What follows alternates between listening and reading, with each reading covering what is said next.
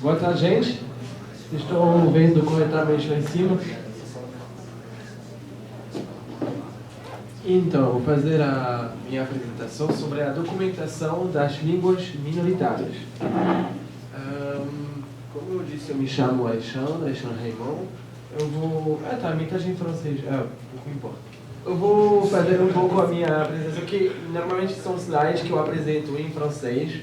E aí eu peguei aqueles em francês, eu não traduzi diretamente do documento, eu fiz novos, mas eu fiz um monte de copiar e colar. Aí acabou que talvez às vezes eu esqueci de traduzir.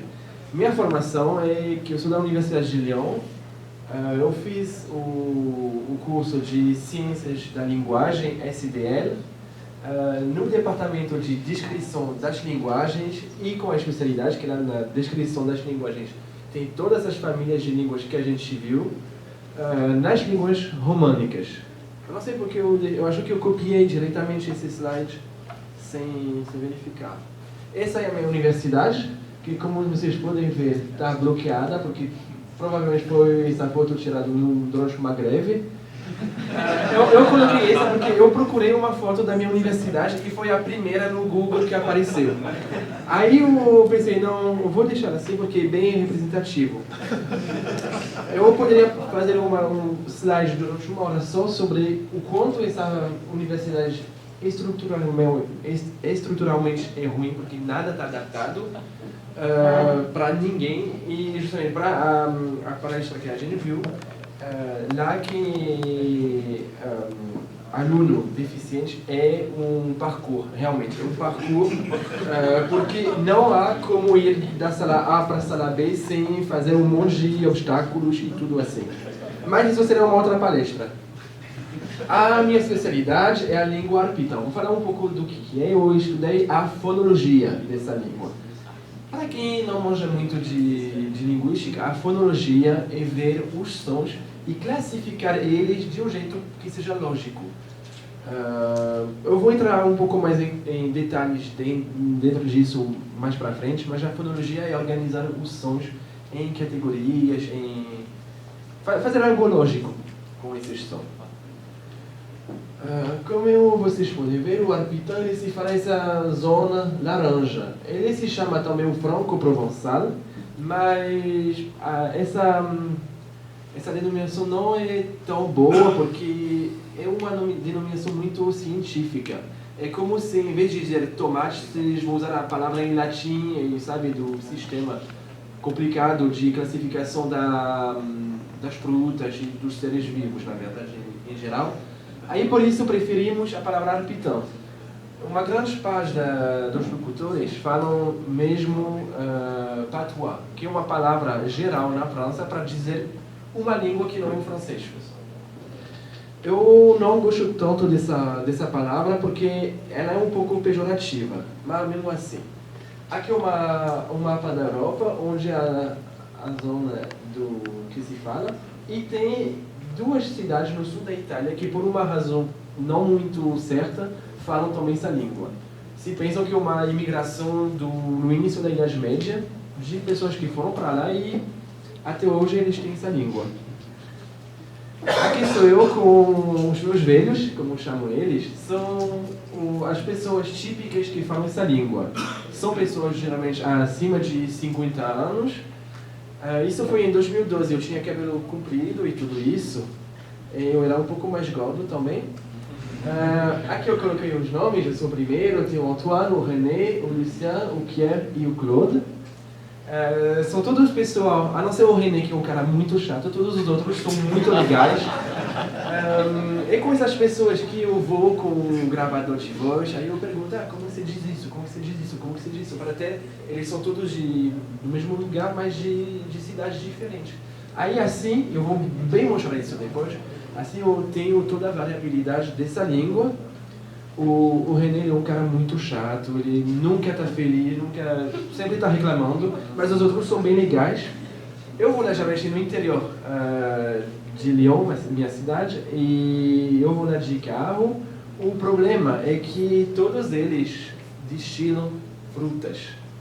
Aí, especialmente o que ele adora. E aí, e geralmente eu vou na casa do Pierre, porque ele tem uma casa grande, aí eu durmo lá na casa dele. Aí o Pierre ele faz um monte de frutas destiladas, álcool. O bom é que lá não tem essa frescura de lei seca, tudo isso, então não é um problema jurídico, mas eu sempre estou com medo de algo acontecer. E não tem como recusar isso, porque eles são tão fofinhos. Você vai beber uma framboesa, que não licor de framboesa. Você vai beber uma framboesa, cara, eu estou dirigindo, não tem policial aqui, tranquilo. Você vai devagar, você presta atenção. Aí dá um copo, só que não é um copo assim, é um copo assim. E vai assim, e depois você vai ver o Lucien que faz a mesma coisa, você vai ver o Antoine que faz a mesma coisa. Aí assim acaba que é complicado. Mas enfim, vamos entrar no assunto que são as línguas minoritárias. Então, o que são? Aqui vocês veem um mapa do mundo que é todas essas línguas extintas e diferentes categorizações, você pode ver aqui do lado, das línguas que já desapareceram ou que vão desaparecer daqui a 10, 20, 30 ou 50 anos previsto, mais ou menos.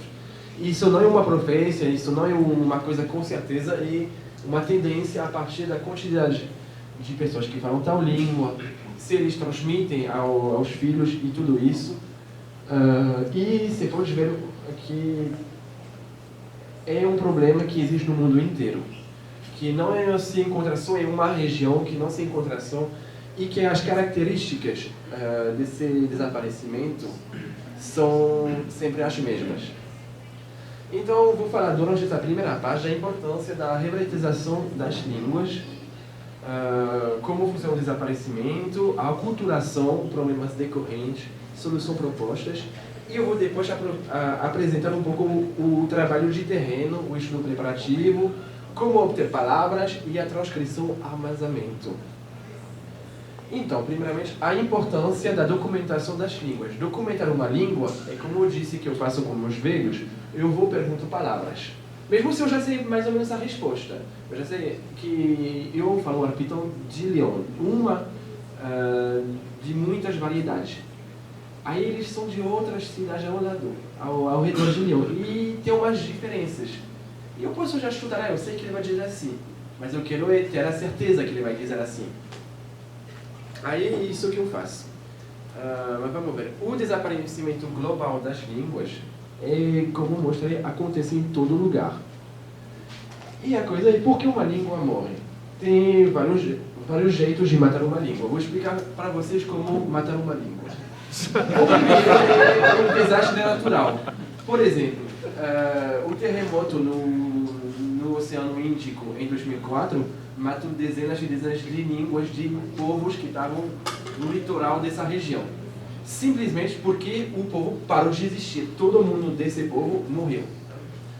Genocídios e guerras, por exemplo, o genocídio na Tasmânia, que sabe quem é a ilha que está ao lado da Austrália?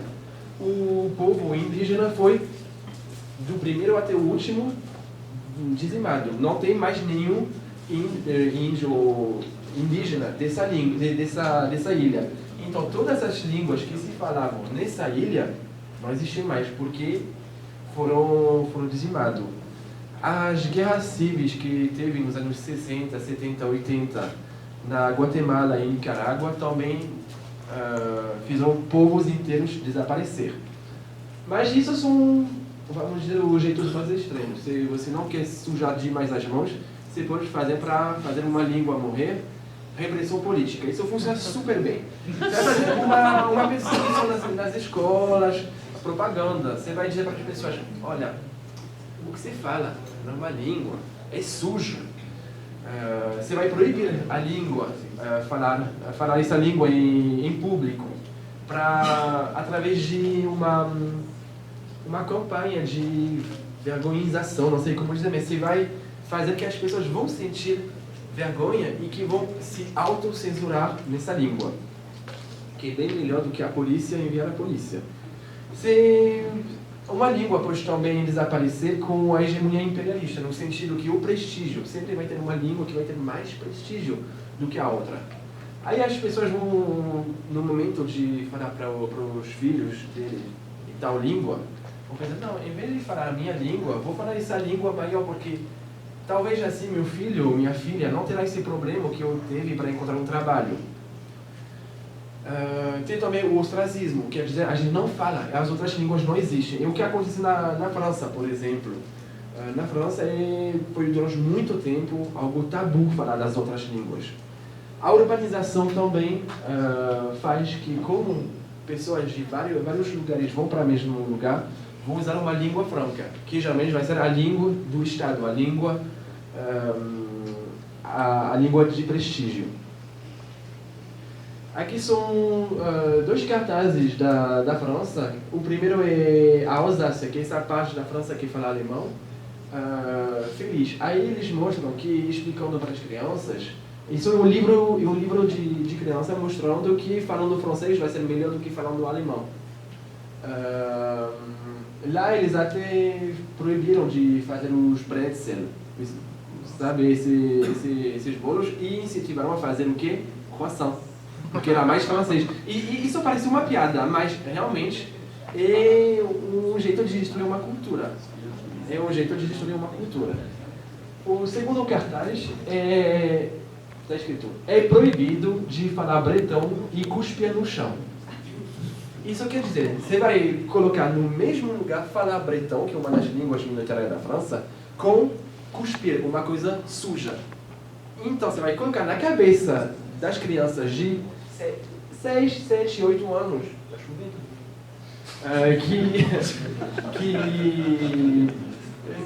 que falar bretão, falar a sua língua, é algo sujo, é algo que é ruim. E aí com as crianças isso funciona super bem. Super bem. E como o lobo que vai te devorar se você não terminar a sopa, funciona do mesmo jeito. Então, como uma língua morre, é quando a comunidade é destruída, quando a comunidade é separada, quando os pais decidem não ensinar uma língua, não transmitir a língua. Também quando os filhos decidem não usar as línguas dos pais. Acontece também. Ou quando a comunidade inteira decide usar a língua de outro. Isso acontece muito no Brasil com os povos indígenas, que muitos deles hoje em dia abandonaram a própria língua porque a comunidade inteira decidiu ir para o português.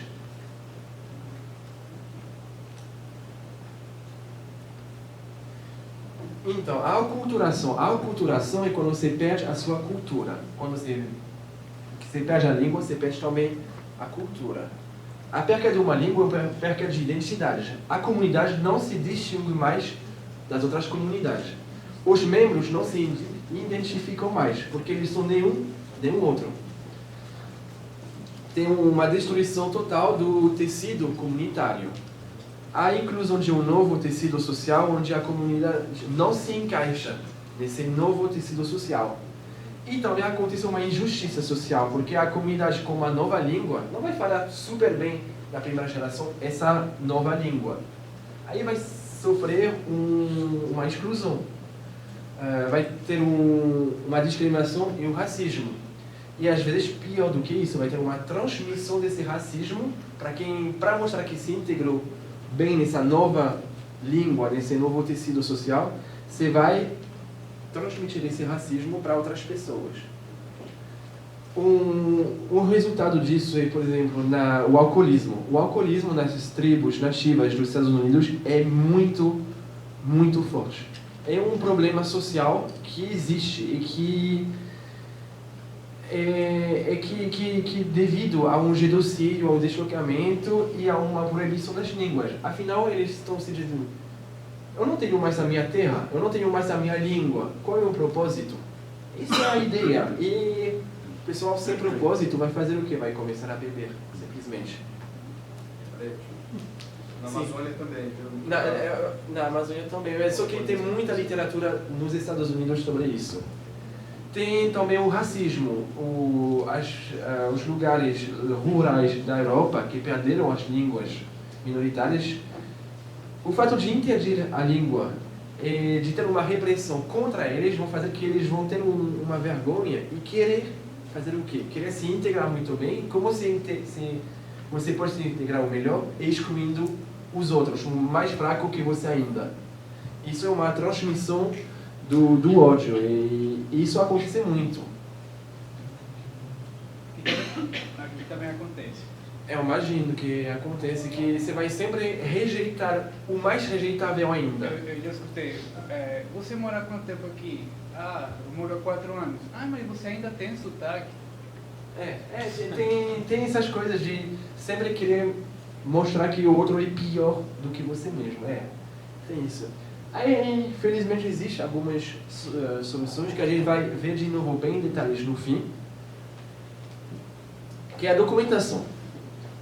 E por isso que os linguistas estão presentes, é para fazer que essas línguas não vão morrer tão rápido. Aqui eu vou mostrar como que a gente faz, por exemplo, para valorizar os falantes mesmo. Esse é um vídeo sobre as partes do corpo numa língua da África que se chama Banyuk, que se fala, a África faz esse ângulo onde tem o mar Atlântico, se fala por lá entre o Gabão e o Camarões, nessa região por aí. Aí vamos ver como que funciona. É um vídeo rapidinho, você quer carregar?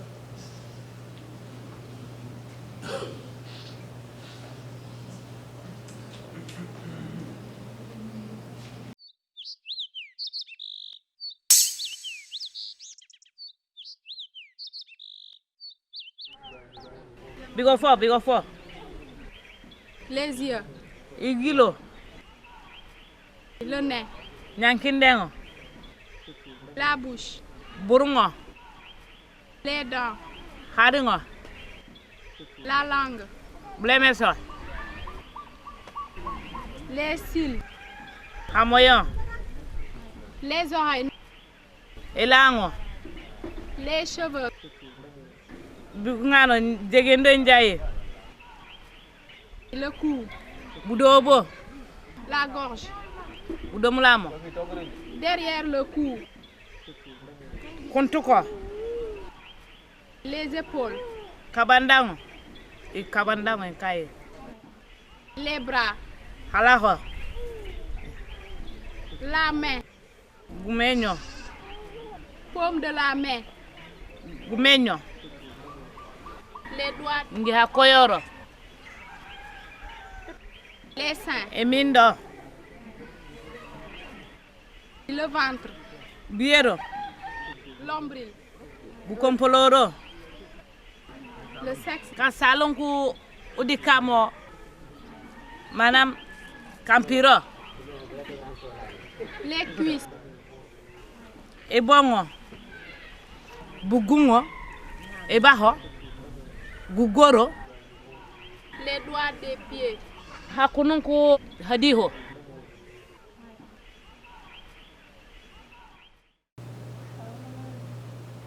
Então é um pouco assim que funciona.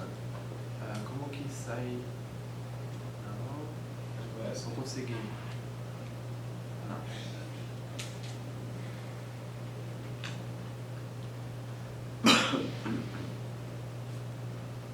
Então a documentação ela funciona com isso.